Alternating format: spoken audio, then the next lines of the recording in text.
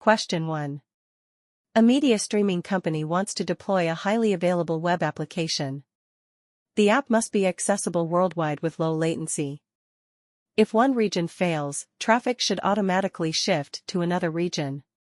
The solution should use AWS managed services. Which architecture should be used? Options: A. Deploy EC2 instances in multiple regions and use Route 53 failover routing.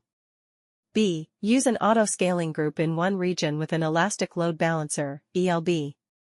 C. Deploy the app using AWS Lambda and API Gateway in a single region. D. Use an Amazon RDS multi-AZ deployment with an application load balancer, ALB.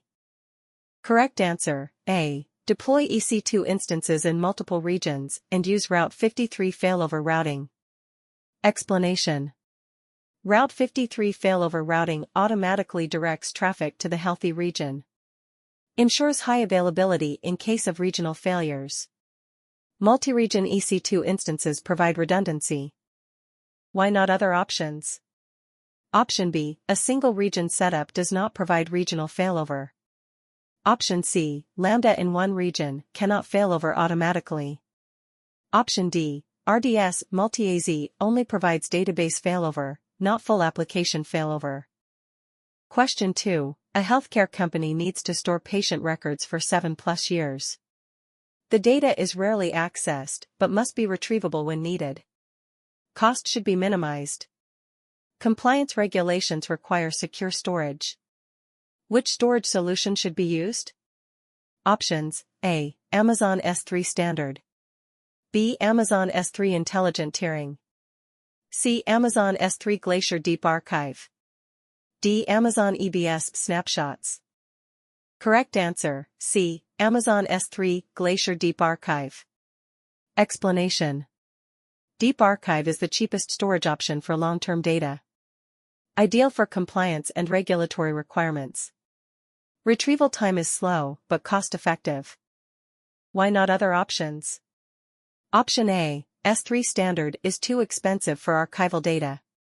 Option B. Intelligent tiering is costlier for rarely accessed data. Option D. EBS snapshots are not optimized for long-term archival. Question 3. An API gateway with AWS Lambda is experiencing high execution latency due to cold starts. The API should respond in less than 200 milliseconds. Traffic is unpredictable but bursts frequently. Operational overhead should be minimal. Which solution should be implemented?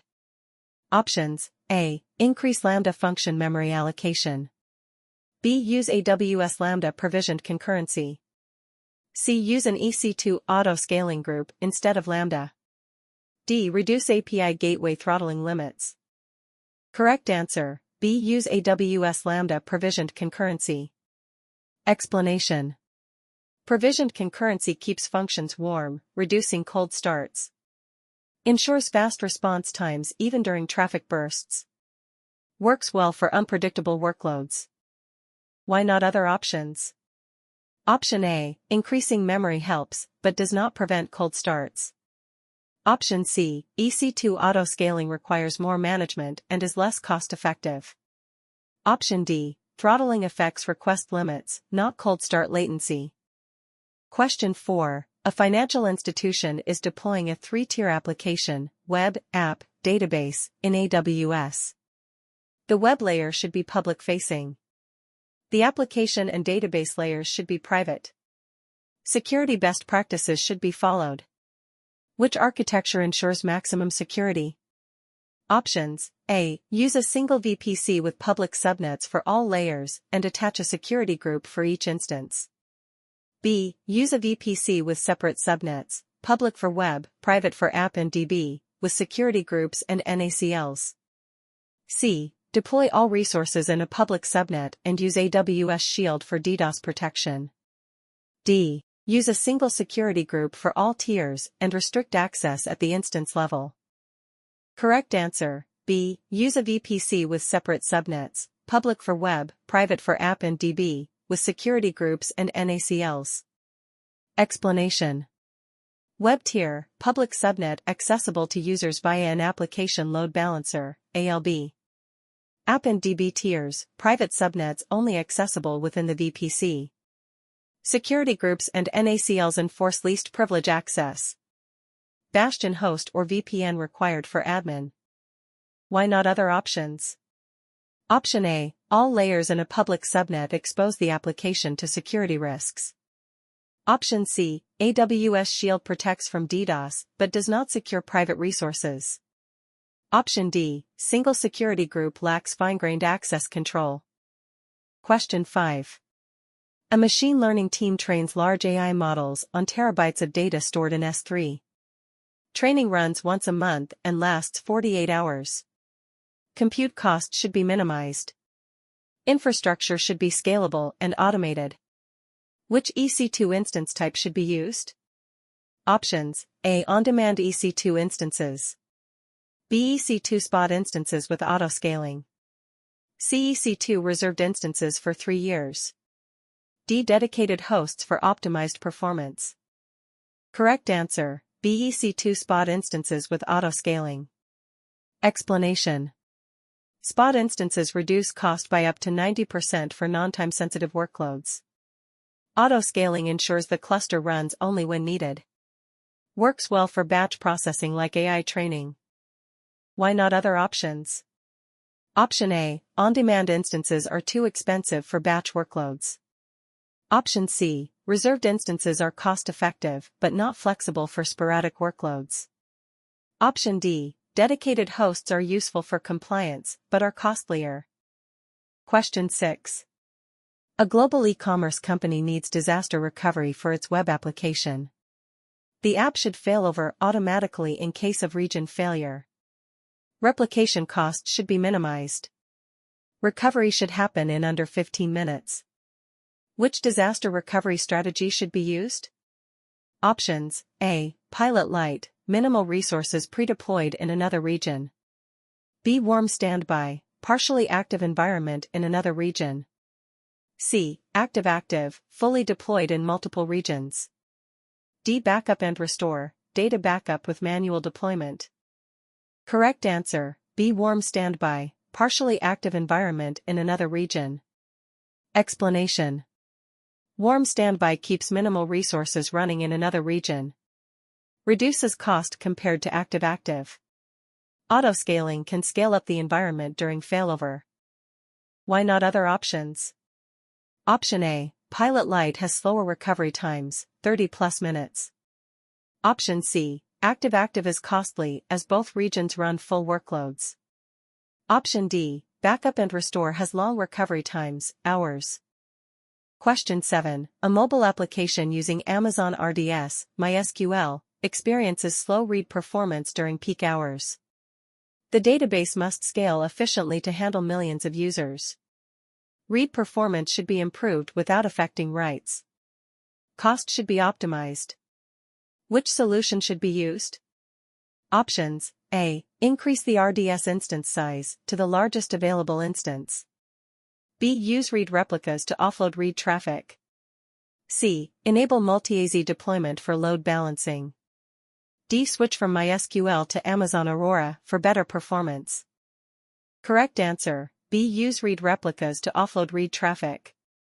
Explanation. Read replicas distribute read queries across multiple instances.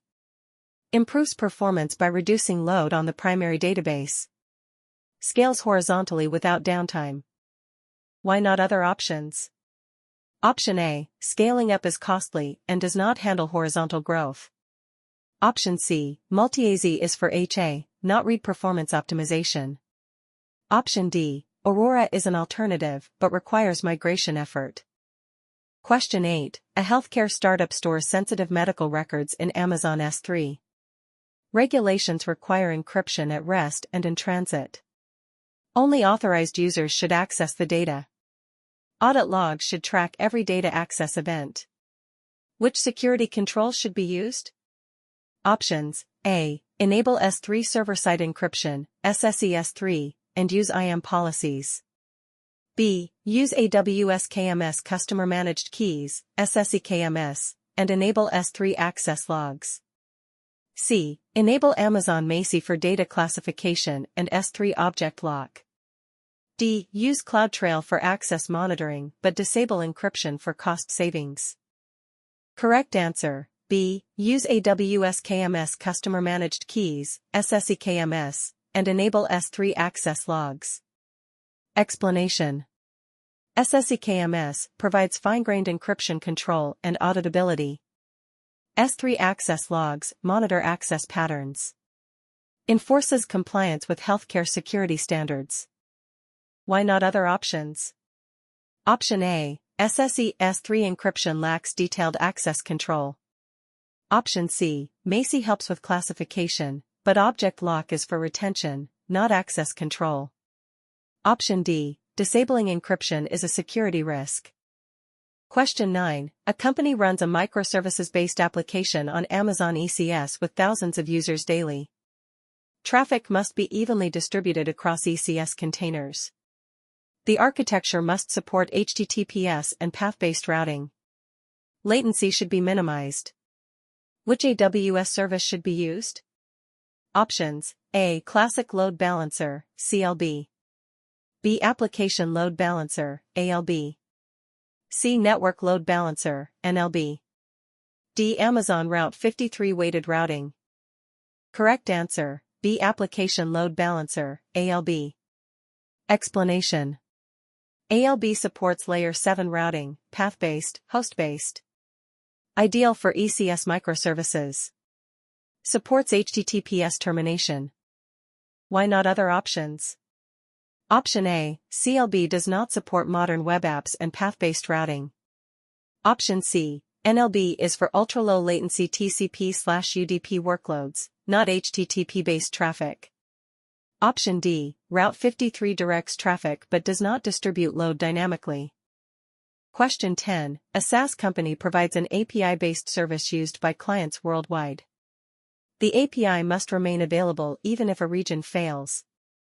Latency should be minimized for global users.